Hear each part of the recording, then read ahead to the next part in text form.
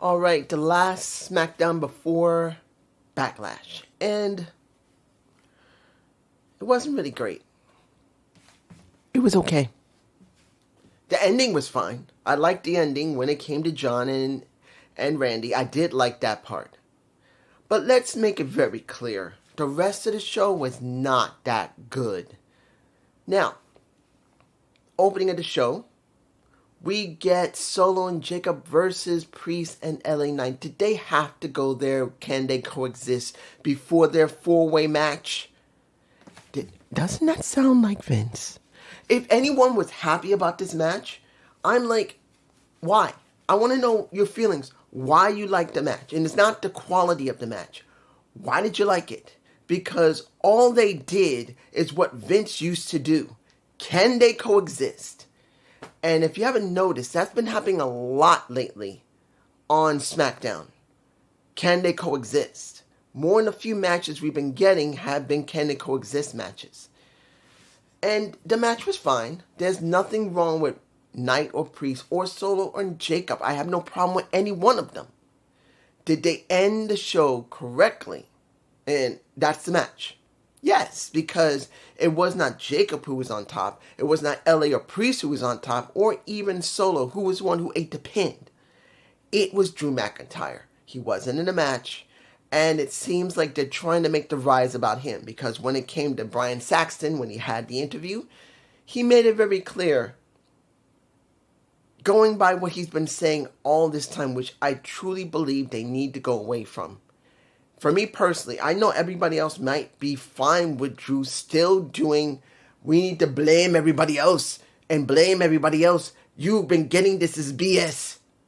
Honestly, it's reached a point with me that Drew needs to be another character because he's been doing, hey, I've been screwed over so much. This is not fair. I'm going to kick someone's ass. That they need to go away from that. But was it done effectively? Understand, I believe they need to go away from it. But has it been done effectively? Yes. It's still effective. About LA Knight, about Damian Priest, what he said. And when it came to Jacob, he's making it very clear. Particularly, he's about to be a Grand Slam champion if he wins tomorrow.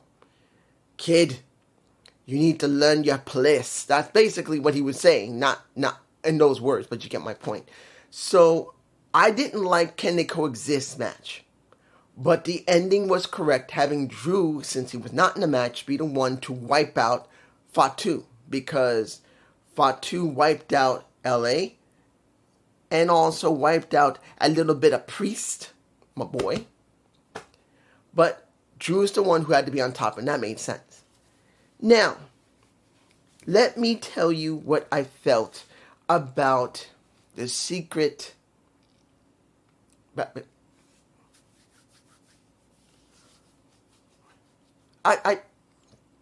I've always said you need comic relief in a company. You need it. That is what the secret, what is the name? I forgot the name of the Secret Service of Chelsea Green. The Secret Herbis? I believe, there you go. The Secret Herbis. That's what they are. They're all comic relief at this point. And in some cases, they do get over. In other places, they don't get anywhere. But let's make this very clear. Do I really believe in Zelina Vega's title reign? No. No. Because I just don't buy how they built the title reign for her. Look, I'm not against Zelina Vega becoming a champion. She's champ. I'm actually happy for her. She's a U.S. champ. She's worked hard to become a champion. She's never going to be the main title holder. She just doesn't have it. But being a U.S. champ is fine. I just wish they had structured the story better.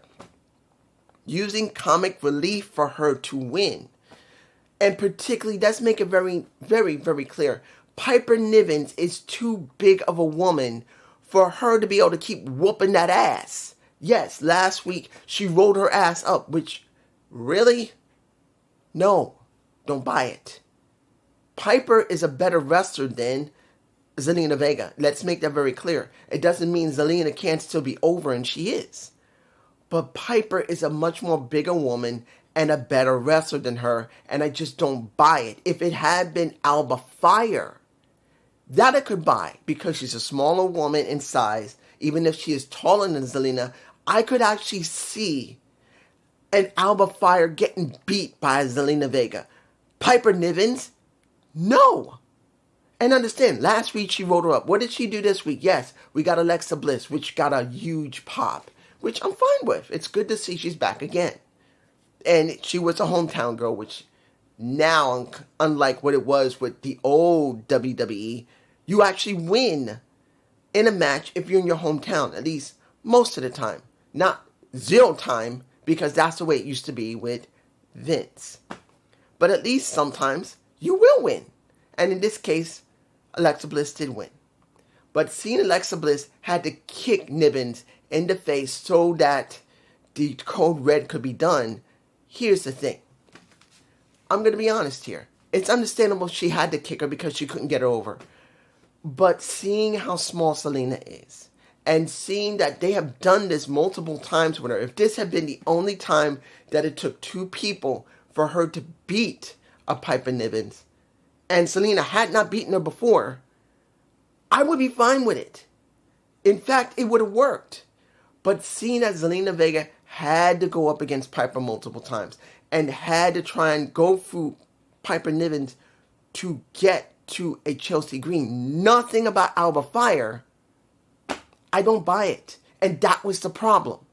If you're going to have the secret Herbis do the job, you should have had her go through a Alba Fire, then a Piper Niven, and then a Chelsea Green. No, you only did Piper Niven every time. And that's bullshit. I'm sorry, I'm done. I just don't buy it. Moving on to the next match. That was, oh my gosh, horrid. Horrid. I know there are people who love Jade Cargill. I still like Jade. But when you see Jade in a match with Nia Jax, you cannot, if you tell me below that she did a great job, tell me what part she did great when she wasn't even selling a knee bar behind a Nia Jax's neck, which normally would make anybody scream. Understand, guys, when you see the match for what it was, and yes, we did get Naomi coming out interfering in the match because she attacked a Tiffany Stratton who was at ringside, and it distracted Jade Cargill. Yes, fine, I understand it. That was the right way to be. To allow Nia to be able to win that match, it wouldn't have hurt Jade, and then you're going to get Tiffany versus Nia. Fine. But the problem I have was literally the one who was guiding the match was Nia Jax. And Nia is not one of the best wrestlers in the ring when it comes to women. She's good as a power wrestler. She can work in a match with someone who's better than her or equal. But we're still talking about Jade Cargill, who's not that good and making it look good. Jade has been sloppy in many cases. And understand, I'm saying it again. I like Jade. I do like Jade. It's not because she's a tall-ass woman with nice ass and tits. I know Jade can be, in time, a very good wrestler.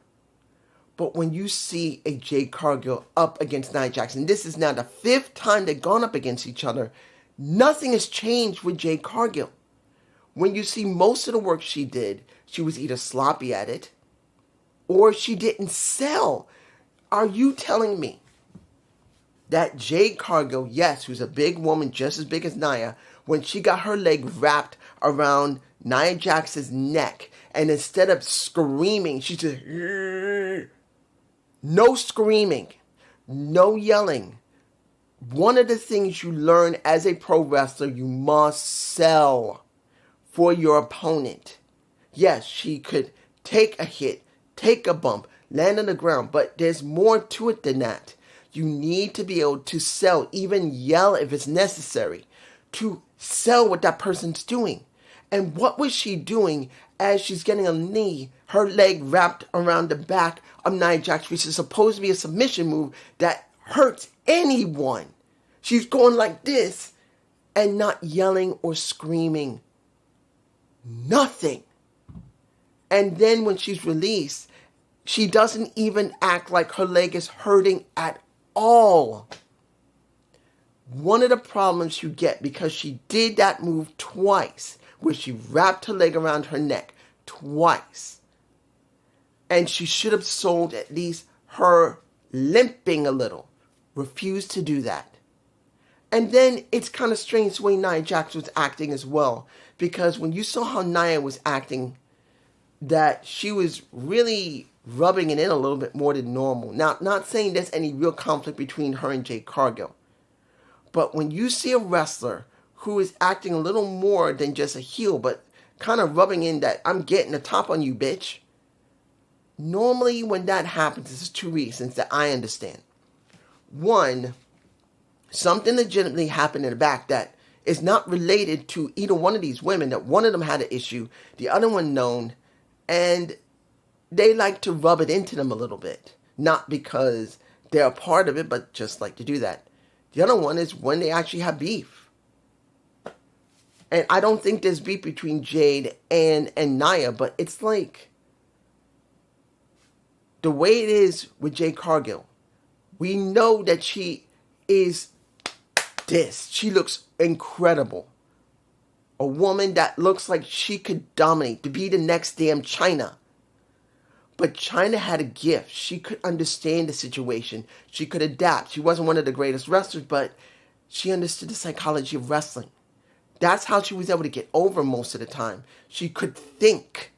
And yes, she was not perfect at it, but she was able to think. And next to her towering look and great amount of strength she had, she was able to dominate and made everyone, men and women alike, love her. Hell, guys, let's make it clear. Not only women were inspired by China, there are men who also love China too. And they may have not been 100% inspired the same way as a woman would be, but seeing China and seeing that woman was great. I love wrestling. She's one of those people I remember fondly in wrestling that I wanted to be like, that was able to get over, was able to do stuff. You look at Jade Cargill. She's towering. She looks like she could be a main eventer, but she's not acting like it. She can't sell. And she's got to learn that when she reaches a certain point, because she didn't do it when she was CBS champ. She went for almost 60 matches, and she never understood how to sell correctly, or maybe didn't want to sell. Here, you're up against Nia Jax, who's not known to be one of the greatest wrestlers, who can, to a certain extent, guide a match. I'm not taking that away from her. Yes, she has been sloppy over the years and hurt women and men. But on this run, she's done better. But you still got to do it right. Nia sold for her. She did. But when it came to Jade, she didn't. And that was an issue for me. And I know I dragged this on, but I had to bring it up. Next. Street Profits versus Axiom. Now, originally it was not meant to be a match. It was just the Street Profits coming in, talking about the TLC match and saying they were the best in the world. You got Angelo Dawkins has a knee, well, not knee brace, but like he had pad on his knee that was white. And then you see a Montez Ford, his ribs are wrapped. And they made it very clear, we are the best.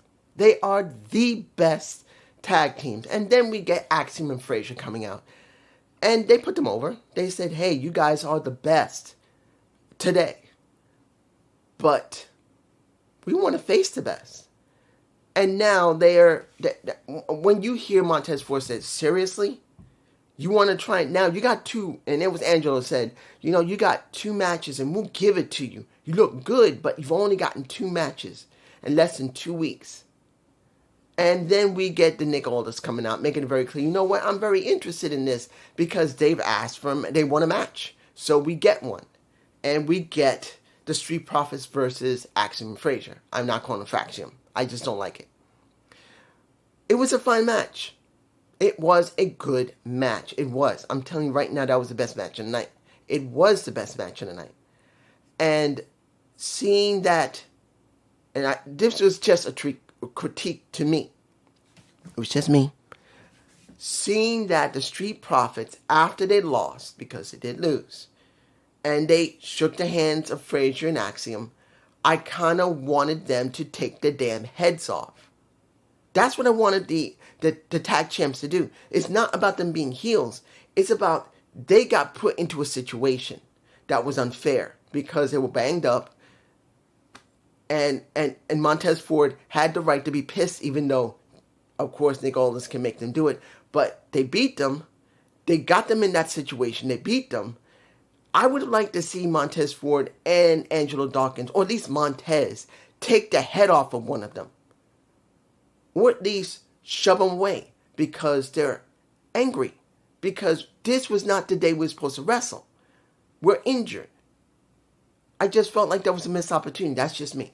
Now, Miz versus, well, you could say Miz versus a Aleister Black, but it was Carmelo Hayes because, let me give it you like this. Seeing that the Miz said, Melo, you need to follow my instructions, which means that it's more of a Miz idea and wrestling than is Carmelo Hayes. But this is what we're actually getting in the storyline. Of course, you know the Miz is going to try and make it about him. Even though he's trying to put Melo over, it's still about him. So it's more about the Miz going in the ring with Aleister Black than it is Carmelo Hayes.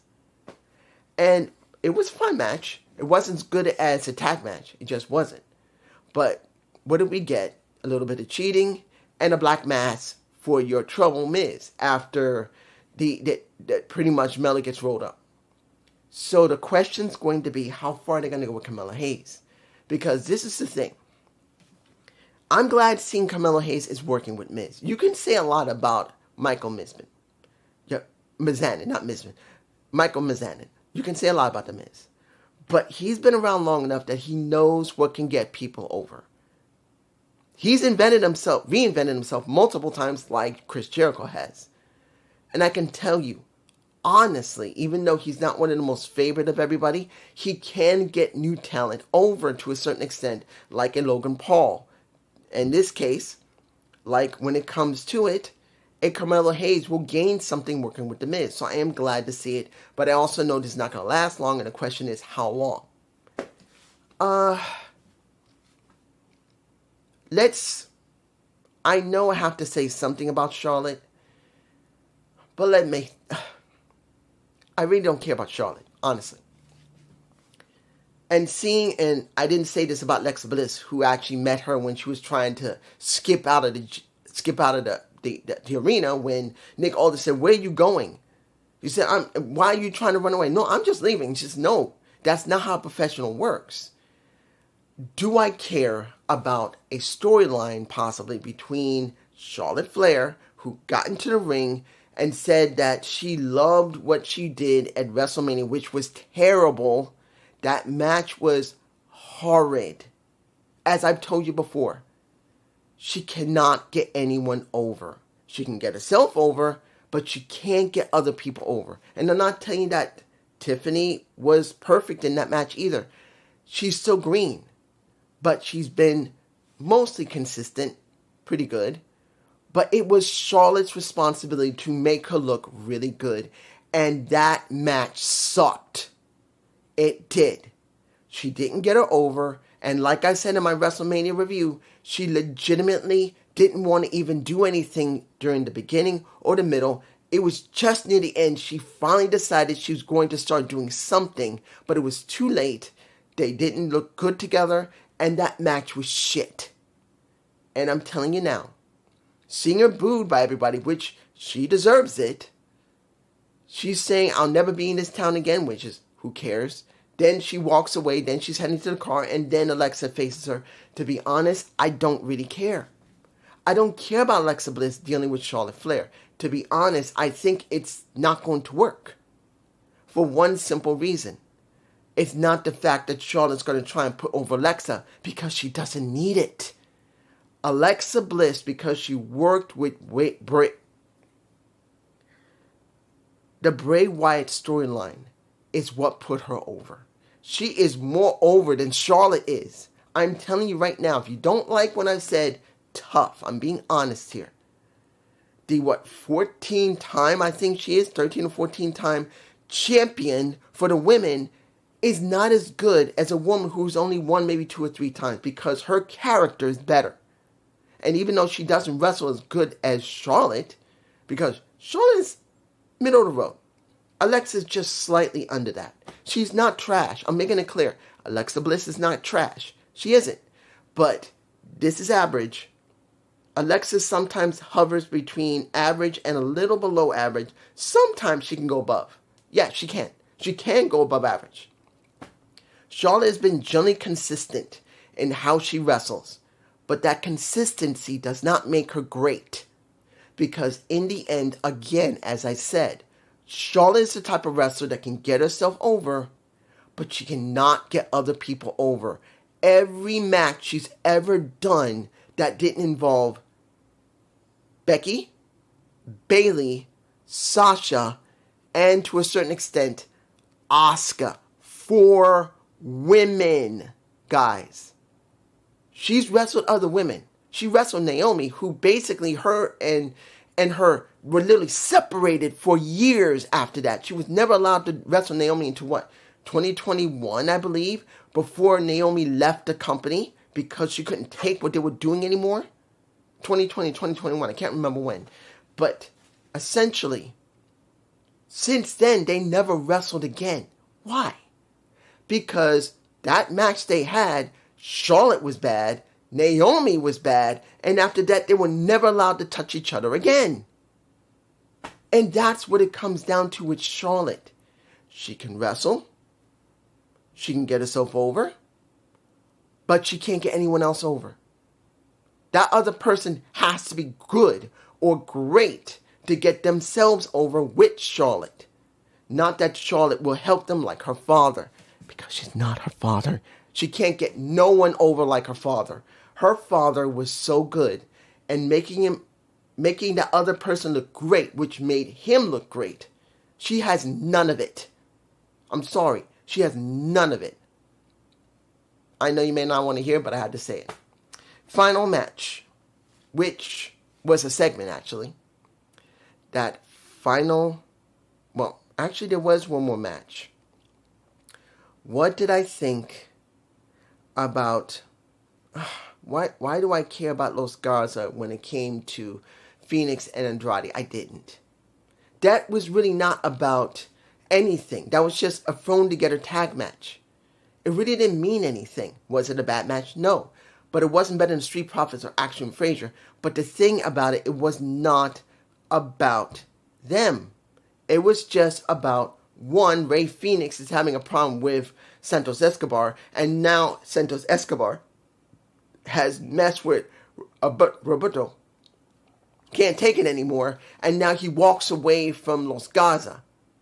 That's all that it was. The match was superfluous. It was needed to get it done, but it really didn't make any difference. So, what did we get?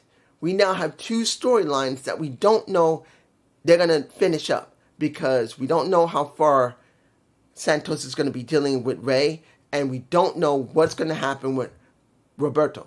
We don't. We just don't. Final thing. We get to see in a segment before the RKO to the face. Was it good? Yes. I can tell you that hustle, loyalty, respect bit that he did was very good. I liked it. The part about what Randy was compared to hustle, loyalty, respect as a GOAT, because Cena made it clear that was what makes a true GOAT. Hustle, loyalty, respect, right? That makes him the GOAT. And what didn't make Randy the GOAT from hustle, loyalty, and respect, I felt was done well. Very well, in fact. And seeing that there was somebody else that came, I don't know who it was. Those tats reminded me of somebody. I just don't remember who those tats belonged to. The person that's supposed to attack John, who got who basically AA'd him, but then got RKO'd anyway. And it was a good way to end it because Backlash is tomorrow. I will tell you that I liked the ending of the show. But did I like the show? Not really. Yes, Aleister Black did talk about what is he? Is he good? Is he evil? He's not good or evil. He's just something different. It doesn't make him evil. It doesn't make him good. He's just going to show you. I did like that. But for the majority of the show, I didn't care for it. I didn't care for the first match much because it was about can they coexist before everyone's face gets kicked in, particularly once Drew kicked in the last person, which was Jacob Fatu. The second match was due to the fact of Selena Vega's title run and how she got built into it. I just didn't feel it. The third match, I wasn't feeling shit. That match was terrible. The fourth match was okay, and that was Los Gaza versus Andrade and Phoenix, but the thing was, it wasn't about the match. It was just about setting up two possible storylines for Santos Escobar. The last match, which was the Profits, I did care about with Axiom and Frazier. I really liked that one. That was the best match of the night. And the segment with John Cena talking was the best segment. But it mostly just felt, nah. But I am not going to lie, he did get an RKO for his trouble, which did help the show. But it's just me. Peace.